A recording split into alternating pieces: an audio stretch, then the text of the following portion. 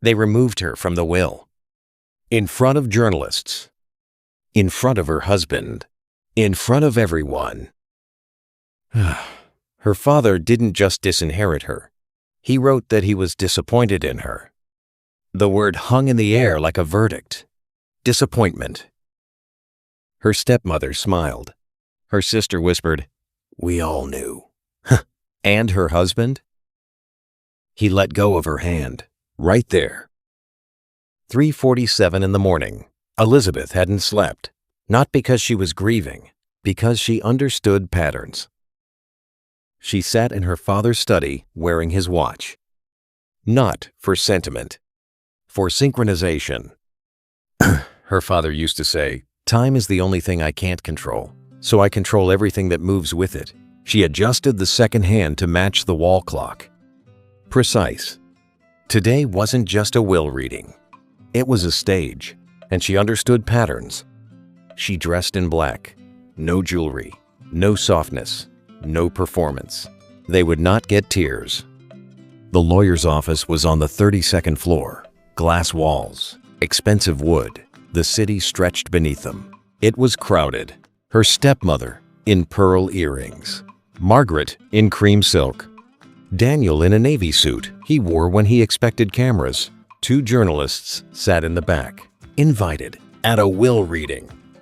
That told her everything. The lawyer stood.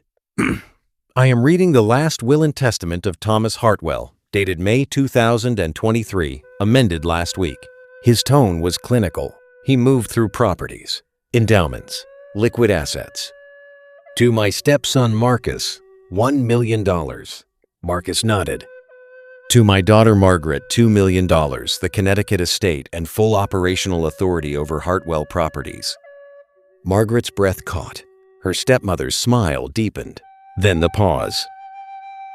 "As for my biological daughter, Elizabeth Hartwell," the room leaned forward. "I remove her from this will entirely." Gasps. Audible. Her stepmother covered her mouth, not in shock, in satisfaction. The journalist's pen moved faster.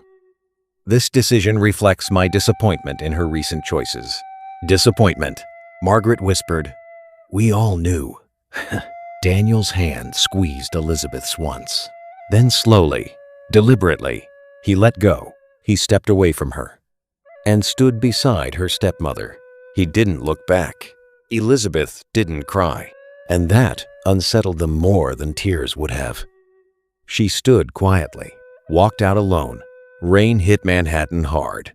Her phone buzzed. "We need space," Daniel texted. "This is complicated." Another message followed.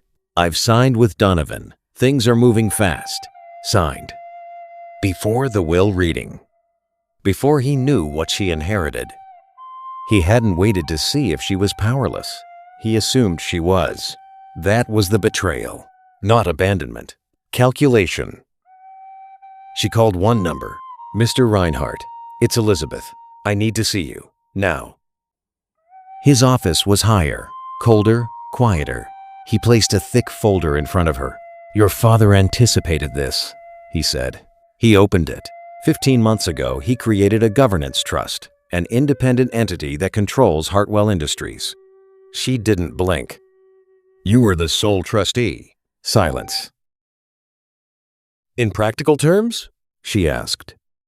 "You control 51% of the voting power, all acquisitions, all liquidations, all executive decisions." He slid another document forward. "Your father included a clause. Any acquisition attempt must be approved by the trustee." Her mind sharpened. When was the last acquisition attempt? 3 weeks ago. Donovan Corporation. Her jaw didn't move.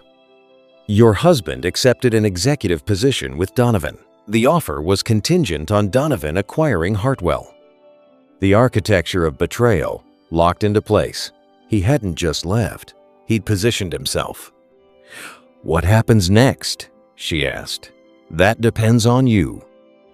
The boardroom was on the 63rd floor. Glass walls, city beneath them. Her stepmother was seated at the head of the table. Elizabeth noticed. "You don't need to be here," her stepmother said lightly. "This is operational." Elizabeth walked forward, stopped at the head of the table. "That seat," she said calmly, "is not operational." Silence. She placed the folder down. 15 months ago, my father created a governance trust. Documents slid across polished wood. 51% controlling vote. Singular authority. The CFO leaned forward. The general counsel went pale. "That's impossible," her stepmother snapped. "Thomas would never give you that level of responsibility." Elizabeth met her eyes. "You're confusing inheritance with competence." The air shifted. "Liquidation is suspended," Elizabeth continued. "All acquisition discussions are frozen." Margaret laughed nervously. "This is emotional." Elizabeth didn't blink. "And any challenge to this trust triggers a forensic audit of the past 5 fiscal years." That landed. "You wouldn't dare," her stepmother whispered. "I don't need to dare," Elizabeth replied. "I just need to sign." Silence. "You wanted a public stage," Elizabeth said quietly. "You just didn't realize it wasn't yours." She gathered the papers. "This meeting is over." Her stepmother stood. But not from power. From instability. Daniel was packing when she got home. Neatly. Efficiently. "You signed before the will reading," she said. "It was strategic," he replied quickly. "You positioned yourself before you knew if I was worth staying for. It wasn't about you." "That's exactly what it was about." "We can fix this once the acquisition closes." "It won't." He froze. "The acquisition is frozen indefinitely. You don't have that authority." "I do." She handed him the trust document. He read, and went pale. "They'll sue." "They can try." "I was going to come back," he said. "After the money?" she asked. Silence. She stepped closer. "You didn't just leave me. You structured your exit to profit from my father's death." He swallowed. "I didn't think you—" Finish that sentence. He couldn't. "You didn't think I had leverage," she continued. "You thought I had grief." Silence. "This isn't fair," he muttered. "Fair would have been loyalty." She handed him a notice. "You have 30 days. This is our home. It belongs to the trust." He looked at her differently now, like he was seeing her for the first time. "Donovan dissolved your contract this morning," she added softly. His head snapped up. "You gambled on my powerlessness," she said. "You never realized my father built the board." She moved toward the door. "And you were never a piece." She left. 2 days later, the headlines broke. Disinherited daughter reveals control of Hartwell Industries. Acquisition frozen. Internal investigation pending. She didn't comment. She didn't celebrate.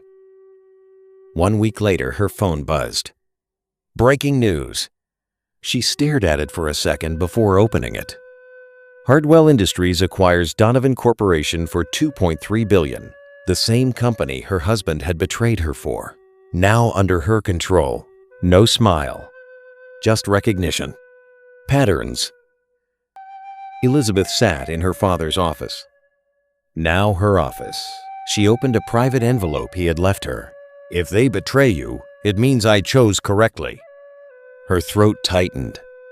He hadn't disinherited her. He had isolated her.